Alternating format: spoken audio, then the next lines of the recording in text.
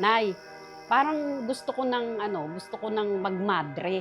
Kasi sabi ko, ang gusto kong mapalapit lalo sa Diyos kung ako'y magmamadre. Nung umanib yung aking pangalawang kapatid sa iglesia, Do'n nga nagalit ako sa kanya. Talagang yun ang inusig ko na, bakit ikaw nag-iiglesia? Iglesia ni Manalo yan. Sinasabi nila na sila lang daw ang maliligtas. bigla siyang nag-iglesia. Di ba parang nakakataka lang?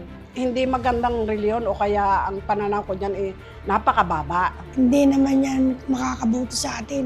Pinayayaman mo lang ang iglesia, si Manalo. Bakit? Bakit lang siya nag-iglesia? Hindi naman niya sumasampalataya sa Diyos, wala naman yan Diyos.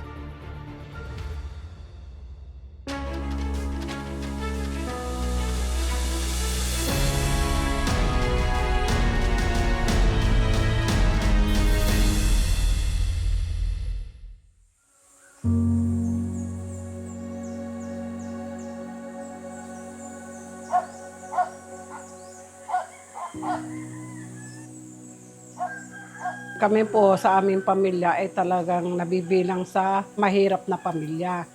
Kami ay 7 magkakapatid. Kami dito nakatira sa isang baryo, sa Alfonso.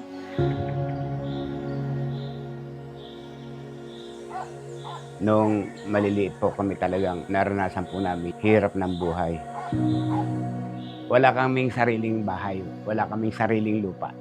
Dahil noon po, bihira po magkaroon ng trabaho ang tatay ko.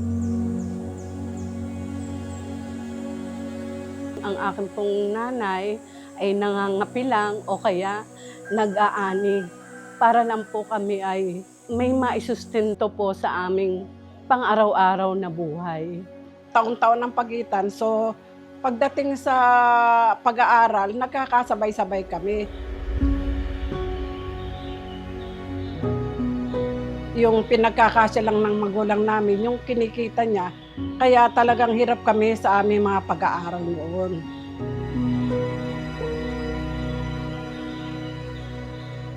Natatandaan ko ang tatay, sinasabi niya sa amin noon na kami ay walang pera dahil nga may sakit ng tatay ko eh. 7 years old pa lang ako, talaga may sakit na siya eh. Sinasabi niya sa amin na kailangan maigapang namin kayo sa inyong pag-aaral kahit high school man lang, yun ang pangarap niya. Para naman hindi daw kami maging kaawa-awa. Sa susunod na panahon, makakuha kami ng trabaho. Then yung college, kami na ang bahalang magsuporta sa aming mga sarili-sarili. Sabi ng tatay, kailangan namin ng magtulong-tulong at edukasyon ang susi sa kapag tatagumpay ang aming mga pangarap. Kaya ang nasa isip namin magkakapatid, magtulong-tulong kami upang sa ganon ay makabit namin na aming hinahangad sa buhay.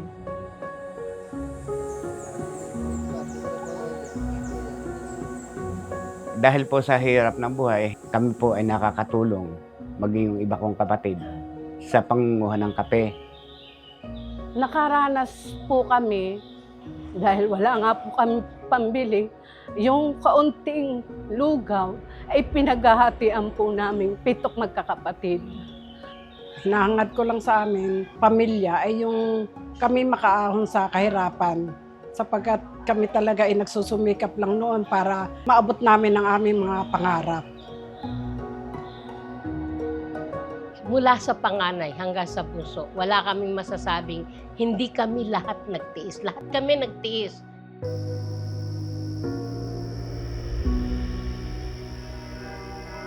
Namulat po kami sa pagiging debotong Katoliko. Talagang sumasampalataya kami sa aral ng mga Katoliko noong araw. Marami kaming mga aral sa Katoliko. Talagang aming tinutupad, aming sinusunod.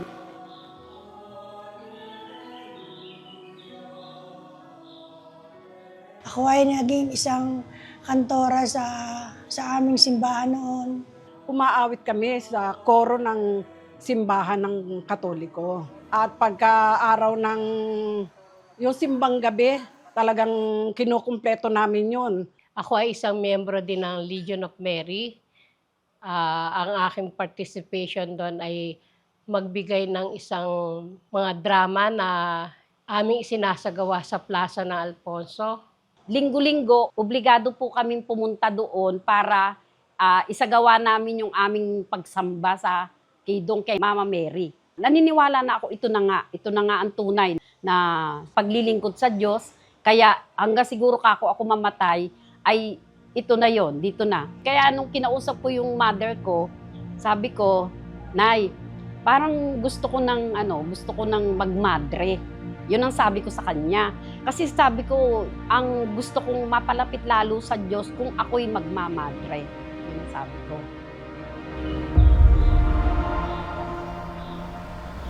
Sa Alfonso, napakaraming pamahiin noon sa Katoliko na dapat naming sundin nung kami mga Iglesia Katolika pa. Bawal kaming kumain ng karne pag Biyernes. Hindi kami dapat pumunta o maligo kung pag Biyernes Santo.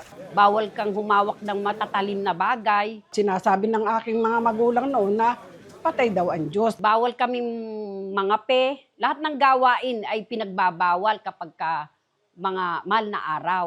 Tumatak din po sa utak ko, bakit kaya laging wag? Bakit may mga pamahiin na dapat namin sundin? Kahit hindi ko po alam kung ano ang ibig sabihin nun. Naniniwala kami sa mga anting-anting kasi nakapapanood namin pag piyesta sa Alfonso, Cavite ay nakikita namin sumasayaw sa apoy yung mga may agimat di umano. Yun po yung sanghiyang, yun po yung kultura talaga dito sa Alfonso na talagang pinaniniwalaan ng mga tao. Yung nagsasayaw sa apoy. Bilang Katoliko, ay siyempre, pag may sakit kami, hindi naman kami kaagad sa doktor pumupunta. Dahil po sa hirap ng buhay, hindi po kami makaiwas na pumunta po diyan sa mga albularyo. Kasi yun ang paniniwala namin na may magagawa silang tulong para sa amin. Kagaya po ng kung may sakit kami, pwede kaming sumangguni sa albularyo at kami ay gagaling. Kasi naniniwala po ang nanay ko sa mga albularyo. Nagpahanap pa nga siya ng mabisang manggagamot. Yung pinakamagaling pa nga ang pinahanap niya. Pangyayari po, hindi naman po gumaling. Bata pa po ako'y namasukan na at nakapagsapalaran na sa Maynila. Naghanap ako ng sarili kong kabubuhay para mabuhay ang aming mga kapatid. Tapos nung mapunta ako ng Maynila, kinuha ko sila. Bali 3 kaming magkakapatid. Lumipat kami ng Mandaluyong. Ako kasi mahilig mag-aral. Talagang gusto kong makatapos ng pag-aaral. Kaya tinulungan nila akong makapag-aral. Lumipat kami ng Mandaluyong. Kaya ang ginawa ko, naghanap ako ng trabaho. Kaya doon ako nakapagtrabaho. Doon sa tinitirahan ko, meron, di ko alam, na may iglesia pala doon sa boarding house na dinudoktrinahan. Inanyayahan ako nung, sabi niya, makinig ka lang sa doktrina ng iglesia. Pinaunlakan ko naman siya dahil doon nga mismo sa boarding house, ginagawa yung doktrina. Ngayon, ang ginawa ko, sabi ko, tingnan ko nga kung makakasagot ng tama itong ministrong nagdudoktrina sa akin. Sabi, sa lublob ko lang yon, tinanong ko siya. Marami akong tanong sa kanya tungkol sa Biblia. Sino ang tunay na Diyos? Sabi ko sa kanya, sino ho ba ako ang tunay na Diyos? Bakit kayo naniniwala ang Biblia ang tunay na salita ng Diyos? Sabi kong ganon. May times kasi nung ako'y bata pa ako, ay meron kaming religion. Obligado kaming mag-attend ng religion. Wala naman silang itinuturo sa amin tungkol sa Biblia . Ang sinasabi lang nila, mabuti ang maging Kristiyano, yun lang. Pero hindi sila nagbabasa ng tungkol sa Biblia, sa religion na subject na yon. Nag-iisip ako, sabi ko, bakit ganon? Sabi ko, binabasa sa Biblia na talata by talata.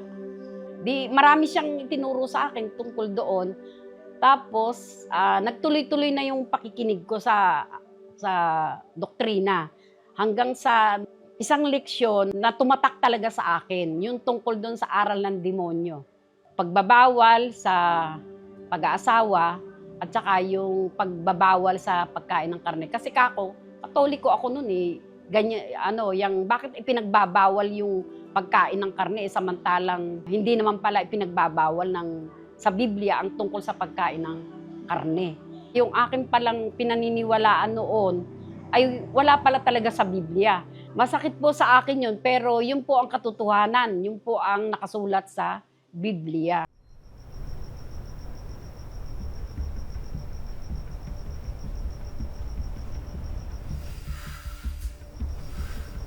Nung umanib yung aking pangalawang kapatid sa iglesia, Doon nga, nagalit ako sa kanya. Talagang yun na inusik ko na, bakit ikaw nag-iiglesia? Iglesia ni Manalo yan, sabi kong ganon. Sinasabi nila na sila lang daw ang maliligtas. bigla siyang nag-iglesia. Di ba parang nakakataka lang? Ay, ano yan, hindi magandang reliyon o kaya ang pananaw ko dyan napakababa. Hindi naman yan makakabuti sa atin. Bakit? Bakit lang siya nag-iglesia? Hindi naman niya sumasampalataya sa Diyos, wala naman yan Diyos. Akala nila kasi wala ako sa tamang landas, kaya ganun ang sinasabi nila sa akin, na mali yung aking pinuntahan, hindi tama yung aking ginagawa. Nagtaka rin ako bakit gano'n na lang ang kanyang pagkagusto na pumasok sa iglesia ni Cristo. Nung nalaman ko na nag-iglesia siya, ang ginawa ko sa kapatid ko, nung inuusig ko siya, pinalayas ko talaga siya sa bahay. Kasi ako ang nagsusuporta sa kanya. Halos hindi ko na siya rin gustong makita pa.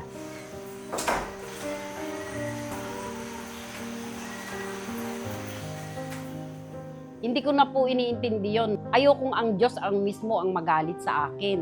Ayokong mawala sa iglesia kasi nando na yung alam kong nasa tama na ako eh. Alam kong ito talaga ang tunay na iglesia ang iniligtas ng Diyos. Kasi yun talaga ang gusto ko, yung ako'y maligtas. Yun ang una-una ko kasing purpose.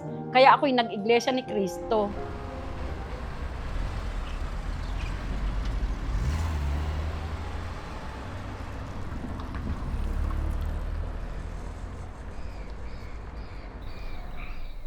Pag umuwi po ako sa amin, kaharap ko yung mga kapatid ko, magulang ko, ang ikinikwento ko po sa kanila ay tungkol sa magagandang na nangyayari sa loob ng Iglesia ni Cristo. Alam niyo po, nagulat kami. Binalita niya po sa amin na siya ay isa ng Iglesia ni Cristo. Nagagalit ang tatay ko. Ayaw niya sanang mag-iglesia yung kapatid ko. Nagalit ako sa kanya. Ayoko po kasing magkakaiba-iba kami. Sinumbatan ko siya. Nasabi ko sa kanya, bakit ka naman umanib dyan? At baka mamaya, hindi na niya kami masuportahan. At doon na lang siya mag-focus sa kanyang relihiyon. Yung tatay ko, ang galit na galit. Basta tahimik lang ako, ipinakikita ko kasi na ako'y Iglesia ni Cristo, hindi ko siya dapat sinasagot. Hindi ko siya dapat lapastanganin kasi magulang ko siya. Kaya hindi na lang ako kumikibo. Kasi yung tatay ko kasi, siyempre, pamilyar nga siya doon sa mga iglesia kasi Manileño ang tatay ko taga-Tondo. Ang tatay ko ay ayaw talaga sa iglesia kasi nga personal na daw nakita ang Felix Manalo. Sabi ng tatay ko, wag na wag kang aanib dyan kasi yan ay kay Manalo lang. Kilala ko yan. Malapit sa kanila yung bahay. Naging bahay ni Ka Felix Manalo. So nakikita na ang mga iglesia ni Cristo talagang mahihirap lang. Meron tayong tinatawag na parang colonial mentality na kapag ka dito lang sa Pilipinas ay hindi natin masyadong pinapansin.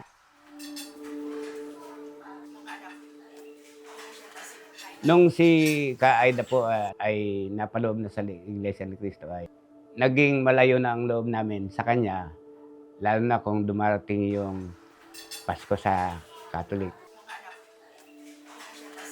Kaya nung kami nagkakasama-sama pag umuwi ng probinsya ay malo siya sa amin kasi ang kanyang punto ay doon sa Iglesia ni Cristo na hindi naman naniniwala sa Pasko. Kami naman ay nanatili na nagse-celebrate ng Pasko ng Katoliko.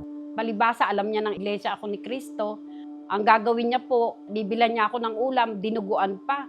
Alam naman po niyang hindi ako kumakain ng dinuguan. Hindi ko po itinuring na pag-uusig nila sa akin. Itinuring ko na yun ay parang challenge para sa akin. Nung nakita ko po na gusto pa rin niya magpatuloy, hindi ko alam kung ano ang nakita niya. Parang na-curious din ako na ano ba talaga ang nagustuhan nito sa Iglesia ni Cristo. Nung ako po ay babautismuhan sa iglesia, ang talagang gusto ko, pati magulang ko, pati mga kapatid ko, makasama ko sa Iglesia ni Cristo. Kaya, kumausap ako ng ibang kapatid, na sabi ko, puntahan niyo yung aking mga kapatid para sila ay makasama ko rin sa Iglesia ni Cristo. Noon, napunta ako ng Maynila, meron na nag-aakay sa akin po ng aking landlady. Hindi ako napayag at ayoko. Kasi nga ang trabaho ko ay panggabi. Sa kalaunan, pinagbigyan ko rin siya. Naintindihan ko na maganda pala ang iglesia. Nung malaman niyang lumabas ako at inaakay na ako ng aming landlady, natuwa na siya dahil sa papadoktrina na ako. Nagkataon naman na yung panganay namin ay isinama ako doon sa boarding house. Ngayon, sabi niya sa akin, sumama ka doon, makinig ka lang. Kahit ayaw mo, basta makinig ka lang. May kinasangkapan ang kapatid ko na ako ay anyayahan doon sa lokal ng Highway Hills. Nagpapa-unlock naman ako. Nakatawag pansin po sa akin yung pagtuturo nila na puro sa Biblia lang at walang sariling pagpapaliwanag. Yun po ang nakatawag pansin sa akin na bakit nakakapagturo sila na sa Biblia nang gagaling. Pag uwi ko sa bahay ay tiningnan ko sa Biblia yung mga talata na aking nakuha. At napatunayan ko na ang kapatid na Felix Manalo ang sugo sa mga huling araw. May kapatid pa rin akong isang lalaki na napaka number 1 team ang uusig yun. Bakit siya nagpapadoktrina na? Kaya parang ako, nainganyo rin ako sa kanya na pag sinasabi niya sa akin, makinig ka lang sa iglesia. Pinagbigyan ko. Sige, sama ako. Hindi ko nga akalain na marami akong natututunan na dati naman binabaliwala ko lang. Bakit ako walang Pasko? Yan ang unang usap ko kasi sa kapatid ko Bakit walang Pasko? Ngayon nung napakinggan ko sa Iglesia ni Cristo, yung mga tanong ko noon parang unti-unting nasasagot. Mula sa aming panganay, yung pangalawa, pangatlo, at yung pang-apat nag-iglesia na rin po. Nung umuwi po kami ng probinsya, nung kami Iglesia na ni Cristo, ay kinumbisi po namin yung aming mga magulang at ang aming mga kapatid na magpadoktrina doon sa Alfonso, Cavite.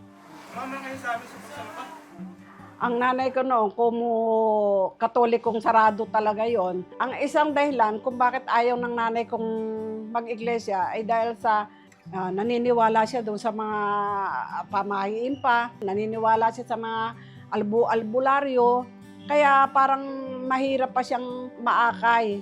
Pero isang araw po, yung akin pong isang kapatid na pangalawang sa panganay, kinausap po niya yung mga may tungkulin na kami ay puntahan. Ayaw na nanay na sa amin isasagawa yung pag-aaral ng salita ng Diyos. Ayaw humarap ng aking mga magulang sa mga nagbimisyon na yan. Siyempre po, kasama na rin po kami, hindi kami naharap. Kahit na ano pa sabihin na hindi maganda ng tatay ko na pare-parehas lang naman na relihiyon, pumupunta pa rin sila, wala yung absent. Yung mga ministro, ilang ministro yung nagdaan, laging nasa amin yan. Masigasig po sila. Talaga pong araw-araw. Nung ang nanay ay umayag na may makinig sa amin, sa pakiusap na rin ng aking mga kapatid. Kami naman po, dahil ayaw ko rin naman po makinig, pumupunta po ako sa kusina. tinatakbuhan ko nga yung sinasabi nilang doktrina. Tanda ko yan, pinapapasok pa niya yan sa bahay at pinakakain. Wag lang kukontrahin yung kanyang pamahiin. Napakarami niya kasing pamahiin eh. Matamang pasinin ko, wala naman siyang nahawakang iba kundi Biblia. Kaya sinasadyang laksan, mapakinggan namin kung ano yung aral na kanyang binabasa mula sa Biblia. Dahil nga, alam na kami ay nasa kusina. Noon ako makaroon ng aral ng Iglesia ni Cristo, iba nga naman sa tinuturo sa amin. Tapos yung tatay ko ang ayaw talagang makinig. Naandun lang yun, nakahiga lang yun sa papat. Sa tinagal-tagal po, nakita po namin ang kanilang pagtsatsaga. Sumama na rin po ako doon sa mga pagdodoktrina. Ang unang-una ko napasin, sabi ng tatay ko, Sabi niya, ayaw daw niya sa iglesia, pero yung pala nakikinig. nung sumunod na punta, lumabas yung tatay ko at tinanong nga kung ano yung talagang hula sa Biblia tungkol kay Felix Manalo. Sige nga, patunayan niyo sa akin kung paano yan naging sugo. So, bumasa ng ilang talata ng pagpapatunay na si Felix Manalo nga ay sugo sa huling araw. Marami siya kasing nadinig na aral na doon talaga siya sumanga. Mga aral sa Biblia tungkol sa hula kay kapatid na Felix Manalo, yun ang nakapagpahikayat sa kanya na siya ay magpadoktrina. Talagang hangang-hanga siya doon. Yun na yung nagsimula. Nakaunawa ang tatay ko. Ikaw na aking hinawakan mula sa mga wakas ng lupa at tinawag kita mula sa mga sulok niyaon at pinagsabi.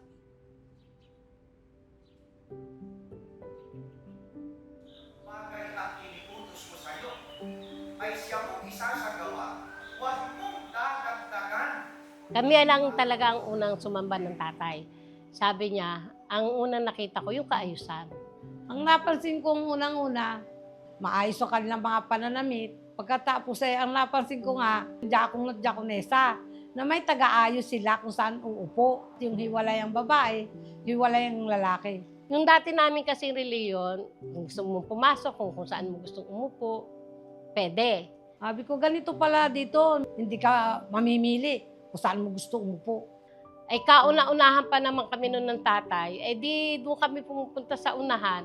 At napakatahimik, lahat nakikinig. Wala kang maririnig, nag-uusap o palingon-lingon. Lahat nakatuon doon sa ministrong nagtuturo ng aral. Habang nagtuturo siya, hawak niya na naman ang Biblia. Sabi ko talagang ang ginagamit nila, no? Biblia. Walang iba. Kinausap siya, tinanong lang siya, kasimple lang ng tinanong sa kanya, Tatay, mag-iiglesia ka ba? Nagulat kami, sagot niya, opo. Doon talaga, nagulat talaga kami, opo, pati mga anak ko mag-iiglesia.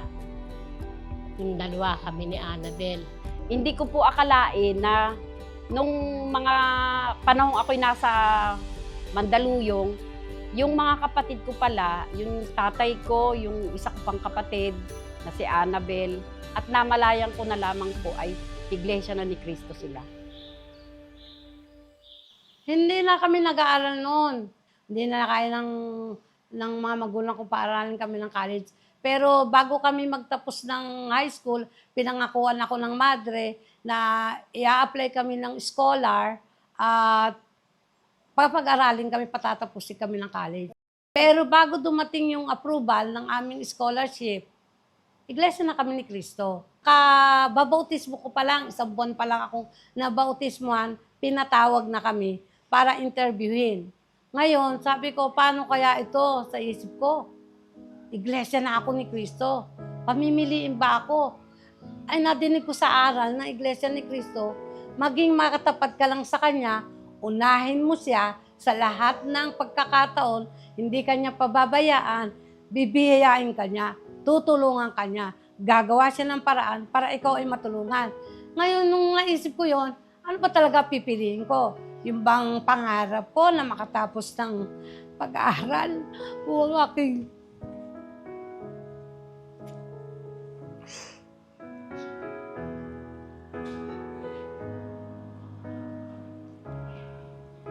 pagka-Iglesia ni Cristo.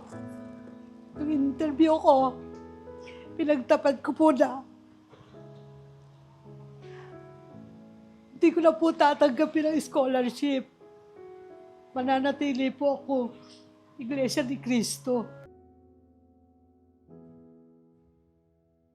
Pero ang nanay ko, kahit sabihin pa natin ang nanay ang unang nakinig, ang nanay pa rin ang ayaw kasi takot na takot siya sa kamag-anak niya eh. Siguro marami siyang naging utang na loob sa kamag-anak niya.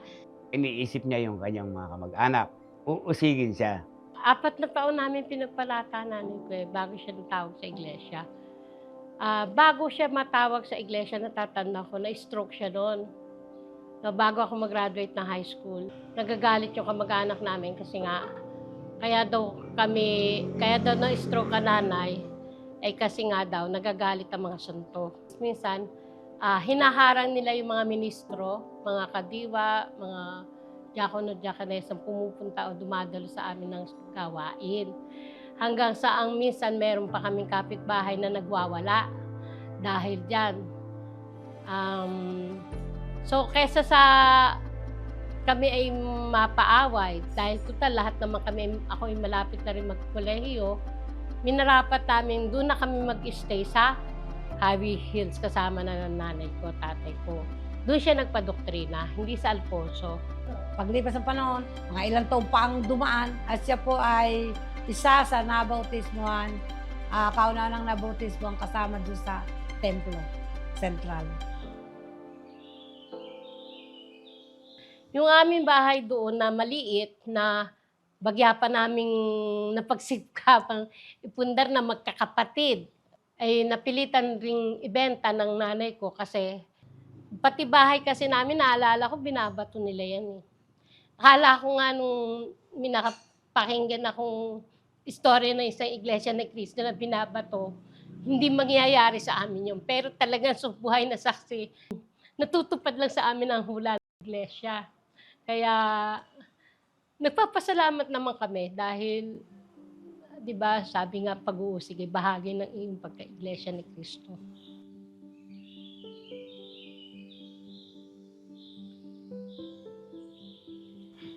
Ang turning point ko po, kaya umanid po ako sa Iglesia ni Cristo, ay sa dahilan na hindi pala ang kasabihan at pamahiin at saka mga tradisyon ang makakatulong, kundi ang Ama lang na nasa langit.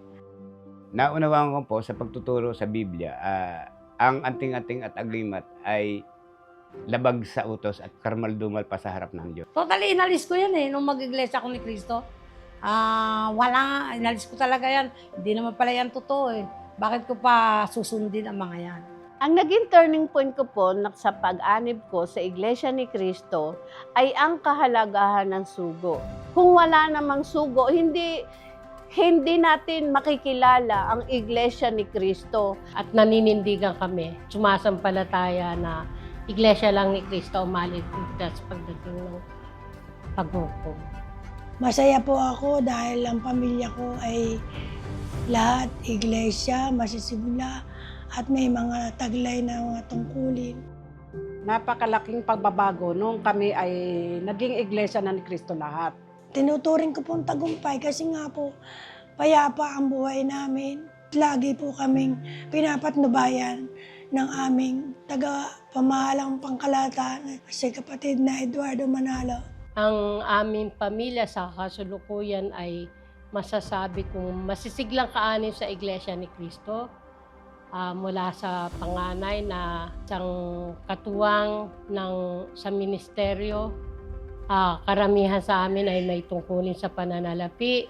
Meron diakonesa at meron din namang diakono. Maging ang aking mga pamangkin ay lumusong na rin sa pagmiministro at ang iba naman ay masisiglang may tungkulin sa iglesia. Yung mga ibang mga pangarap ko na gusto kong maabot ko dahil dati nga po kaming mahirap at wala kaming kakayanan talaga. Yung aking kagustuhan na ako'y makapagtapos ng pag-aaral ay naipagkaloob po sa akin talaga. Ang pakiramdam po namin ay lalo kaming naging malapit, lalo kaming nagbuklod-buklod Hindi man kami talagang yumaman, pero nakikita mo talaga na lahat kaming magkakapatid talagang gumanda ang buhay dahil sa tulong at awa ng Panginoon Diyos. Nakita ko sa amin yung matinding pagmamahalan sa isa't isa dahil kami nga ay nagkakaunawaan na bilang isang kaanib sa Iglesia ni Cristo. Kung dati ang hinahagad namin masaganang buhay, ngayon mas hinahanagad namin na manatili kami sa banal na iglesia. At yun po yung aming ituturing na pinakamalaking kayamanan.